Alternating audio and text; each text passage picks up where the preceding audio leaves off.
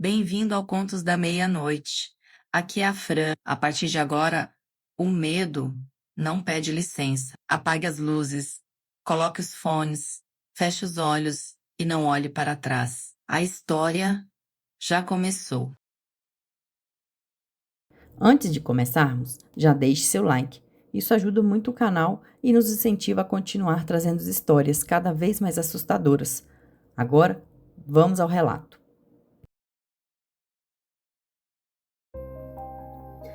A embarcação chamava-se Deus é Fiel e operava o trecho entre Barcelos e a comunidade ribeirinha de São Gabriel do Meriti, no Amazonas, com uma frequência de 3 vezes por semana, carregando mantimentos, passageiros e correspondência. Era uma embarcação de alumínio com motor de centro, coberta por uma lona azul que havia sido azul e agora era uma mistura de azul desbotado e mancha de óleo de motor, com capacidade para 12 passageiros sentados e talvez o dobro, se ninguém reclamasse do espaço. Na noite de 23 de março, o Deus é Fiel tinha 7 passageiros e 2 tripulantes.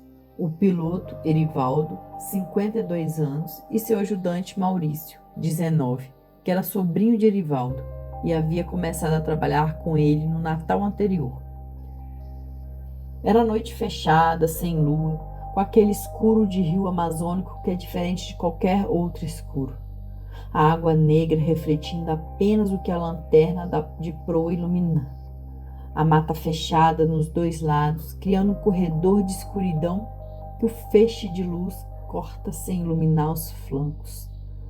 Erivaldo conhecia aquele trecho do rio há 30 anos e navegava por ele de noite com a memória do corpo, sem precisar olhar para os mapas que tinha na cabine, mas nunca usava.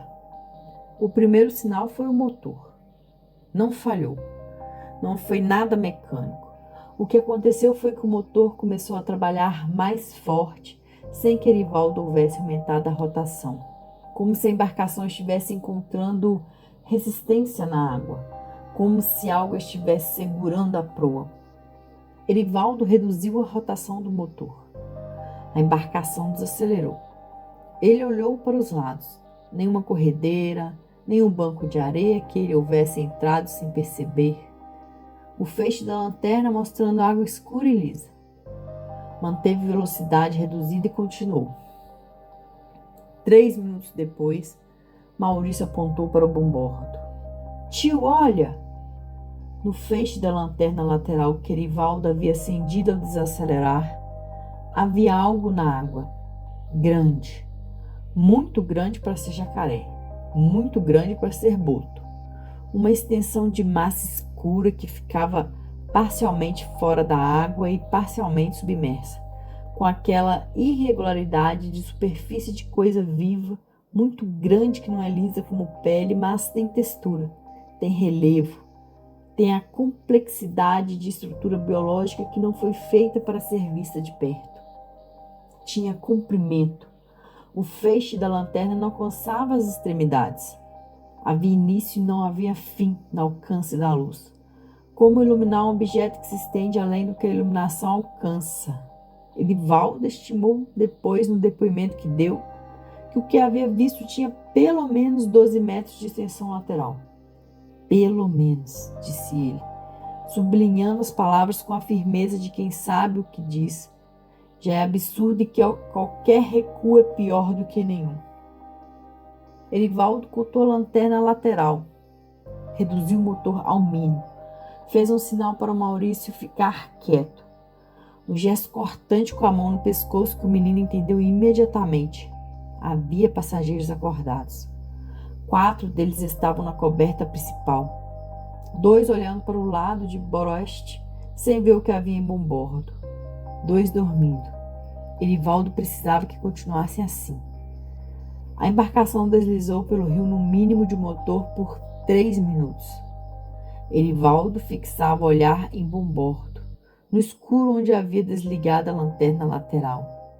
Havia quietude.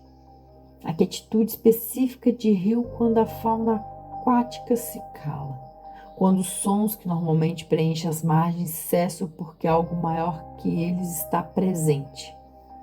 A embarcação solavancou. Não foi onda, foi impacto. Algo tocou o casco pelo lado de baixo, não com força destrutiva, mas com a suavidade de contato de algo muito grande que estava testando, que estava avaliando. O alumínio do casco vibrou com aquele som de metal tocado por um objeto grande e denso. Um som grave que você sente mais no peito do que ouve com os ouvidos. Uma das passageiras dormindo acordou e perguntou o que havia sido. Erivaldo disse banco de areia. Ficou quieta. O contato veio de novo. Desta vez por mais tempo. Uns 2 segundos de pressão contra o casco, distribuída ao longo de 1,5 metro de extensão lateral do barco, como uma mão passando por baixo. Maurício estava de joelhos na coberta, com as mãos espalmadas no alumínio e sentiu a vibração subir pelas palmas das mãos e pelos braços até os ombros. E disse depois que nunca havia sentido nada com aquela temperatura. Que o alumínio havia ficado frio com aquele contato. Frio do tipo que o metal não fica de contato com água de rio mesmo de noite. Erivaldo abriu o motor no máximo. A embarcação acelerou. O motor gemeu com a demanda abrupta. 2 passageiros acordaram com barulho e se levantaram perguntando o que havia. Erivaldo disse tempestade vindo. Precisavam chegar antes. Ficassem sentados. O feixe da lanterna de proa cortava o rio à frente. A mata nos 2 lados passando mais rápida e por uns 4 minutos nada mais aconteceu. Então a água à direita da proa abriu. Não como onda, não como um impacto de baixo para cima. Abriu quando algo muito grande que estava submerso emerge, deslocando o volume de água que ocupava o espaço acima de si. Uma abertura circular no rio, uns 6 metros da proa, com a água escorrendo para as bordas em cascata circular, revelando por 3 ou 4 segundos uma extensão de superfície que emergiu e voltou a descer antes que qualquer um a bordo conseguisse ver completamente o que era. Um dos passageiros, um homem chamado Deoclésio, 45 anos, que viajava com a frequência naquele trecho que havia ficado acordado e havia visto os 2 contatos no casco e havia ficado quieto porque Erivaldo havia ficado quieto. E 45 anos de Amazônia ensinam que quando o piloto experiente fica quieto, você fica quieto também. Deoclésio viu a superfície que emergiu. No depoimento posterior, disse apenas que era escura, que tinha textura e que havia um olho. Um olho que havia estado no nível da proa por aqueles 3 ou 4 segundos, olhando para a lanterna, antes de submergir. Erivaldo manteve o motor no máximo, os 40 minutos que faltavam para São Gabriel do Meriti. Chegaram, amarraram. Ninguém disse nada enquanto desembarcavam. Havia um acordo tácito de silêncio que ninguém propôs formalmente, mas todo mundo honrou, porque havia coisas que, se você não nomeia, permanecem na categoria de evento que seu cérebro pode, com esforço, colocar em uma caixa de explicação razoável, que você nomeia e a caixa não fecha mais.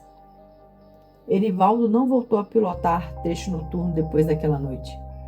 Passou o Deus é fiel para o sobrinho e ficou em terra. Disse que era idade, que era hora de descansar. Maurício continuou o trecho, mas nunca mais de noite. E quem precisasse de transporte noturno encontrava outra embarcação ou esperava o dia. O que havia no Rio Negro naquela noite nunca foi identificado. Nunca foi relatado oficialmente porque nenhum dos 7 passageiros e 2 tripulantes quis assinar um relato oficial descrevendo o que havia visto. Há coisas no Amazonas para as quais não existe protocolo de relato, para as quais não existe formulário, para as quais a única resposta razoável é manter o motor no máximo e não olhar para os lados.